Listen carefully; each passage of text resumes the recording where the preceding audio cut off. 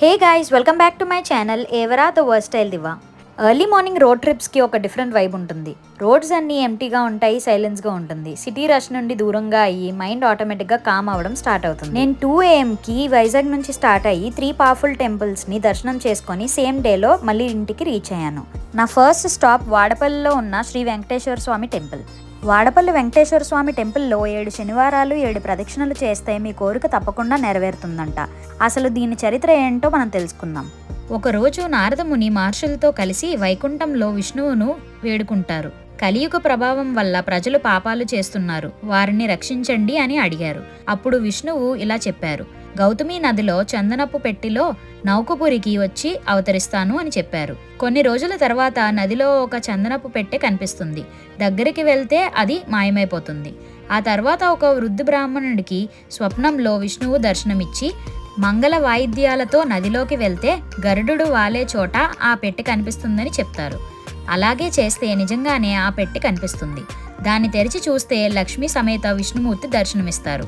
ఇక్కడ ప్రత్యేకత ఏమిటంటే సాధారణంగా స్వయంభూ విగ్రహాలు రాతిలో ఉంటాయి, కానీ ఇక్కడ మాత్రం ఎర్రచందనంతో చెక్కబడి విగ్రహం ఉంటుంది.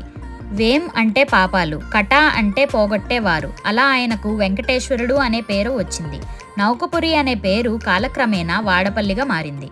మేము వైజాగ్ నుంచి 2 o'clockకి స్టార్ట్ అయితే బై రోడ్ మాకు 4 to 5 hours పట్టింది. సో టెంపుల్కి మేము రీచ్ అయ్యేసరికి 7 o'clock అయింది మార్నింగ్. ఈరోజు మాకు అష్టోత్తర పూజ ఉంది. సో మేము మా టైమింగ్ కోసం వెయిట్ చేస్తున్నాం అన్నమాట, దర్శనం కోసం. ఇక్కడ ప్రధాన ఆచారం 7 వారాలు 7 శనివారాలు 7 ప్రదక్షిణలు చేసి 7 వారాలు పూర్తయ్యాక అక్కడే అష్టోత్తర పూజ చేస్తే మన సంకల్పం పూర్తవుతుందని అంటారు.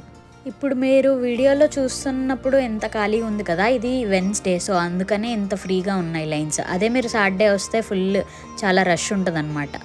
ఇది గుడి బయట వాల్, దీని ఊరి చుట్టూనే మనం ప్రదక్షిణ చేయాలి. సాటర్డేస్ ఇదంతా ఫుల్ చాలా రద్దీగా ఉంటుంది, అసలు ఖాళీ అనేది ఉండదు. ఇక్కడ కనబడుతున్న హుండీల్లోనే మనం ఒక్కొక్క ప్రదక్షిణ అయ్యాక ఒక్కొక్క కాసు వేయాలి. ఇక్కడ స్వామివారు భిన్నమైన రూపంలో దర్శనమిస్తారు. సాధారణంగా మనం చూసేలా కాదు. ఇక్కడ స్వామివారు ఒక చేతిలో గద పట్టుకొని ఎర్రచందనంతో తయారైన విగ్రహంతో వెలుగుతారు. గ్రహదోషాలు ఉన్నప్పుడు ఎర్రచందనం ఉపయోగిస్తారు. అలాంటిది స్వామివారు స్వయంగా ఎర్రచందనపు రూపంలో ఉండటం గొప్ప విశేషం. పక్కనే శ్రీదేవి అమ్మవారు మరియు స్వామివారి పాదాలు కూడా స్పష్టంగా దర్శనమిస్తాయి. గుడి ప్రాంగణంలో మనకి గోమాతలు కనిపిస్తాయి. వాటి ఊరి చుట్టూ 3 సార్లు ప్రదక్షిణ చేస్తే మంచిదంటారు. మన అష్టోత్తర పూజకి ముందుగానే టికెట్ చేసుకోవాలి. మనకిచ్చిన స్లాట్లోనే మనం ఇలా క్యూలో ఉండాలన్నమాట. ఈ గుడిలోనే పార్వతీ పరమేశ్వరుల గుడి కూడా ఉంది, అది కూడా దర్శించండి. మన గోత్రనామాలు చదివిన తర్వాత స్వామివారికి అష్టోత్తర పూజ అయితే జరిపించారు. పూజ అయిన తర్వాత మనల్ని 50 రూపీస్ లైన్లో దర్శనానికి పంపిస్తారు. దర్శనం చేసుకొని బయటకు వచ్చాక బయటనే సుబ్రహ్మణ్య స్వామి టెంపుల్ కూడా ఉంటుంది, అది కూడా చూడండి. దానికి ఆపోజిట్లోనే కోనేరు కూడా ఉంది. ఇది చాలా పీస్ఫుల్గా ఉంది అక్కడి నించొని అంతా చూడటం. ఇక్కడ అన్నదానం కూడా ఎంతో ప్రసిద్ధి. అలా టెంపుల్ బయట నడుచుకొని వస్తే ఈ చిన్న నర్సరీస్ అన్నీ కనిపిస్తాయి, ఫ్లవర్స్ అన్నీ. అలానే లోకల్ ఐస్ క్రీమ్స్ చాలా బాగున్నాయి. ఇప్పుడు మన సెకండ్ స్టాప్ ర్యాలీ అనే విలేజ్ అన్నమాట, రావులపాలెం దగ్గర. ఇక్కడ ఫస్ట్ మనం చూసే టెంపుల్ శ్రీ జగన్మోహిని కేశవస్వామి టెంపుల్. ఈ విగ్రహం సింగిల్ సాలిగ్రామ శిలతోటి కారు చేసిన ఒక మాస్టర్ పీస్.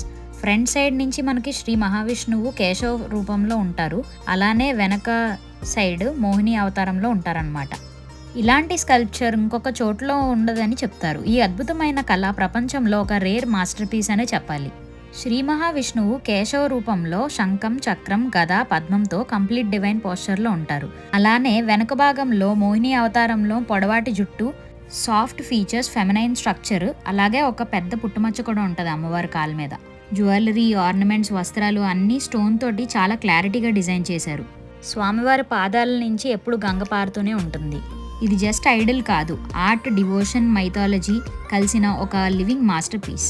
ఈ టెంపుల్కి ఆపోజిట్లో శ్రీ ఉమా కమండలేశ్వర స్వామి టెంపుల్ ఉంటుంది. క్షీరసాగర మదనం సమయంలో మోహినిని చూసిన శివుడు ఆమె వెంట వచ్చి అక్కడే నిలిచాడని పురాణం చెబుతుంది.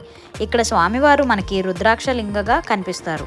మోహిని జడలోని పువ్వు ఇక్కడ పడిందంట, అందుకే ఈ ఊరికి ర్యాలీ అనే పేరు వచ్చిందని స్థానిక నమ్మకం. రావులపాలెం దగ్గరలో ఉన్న ఈ దివ్యక్షేత్రాన్ని తప్పకుండా దర్శించండి. మీకు ఈ వీడియో నచ్చినట్లయితే like, share and subscribe to my channel.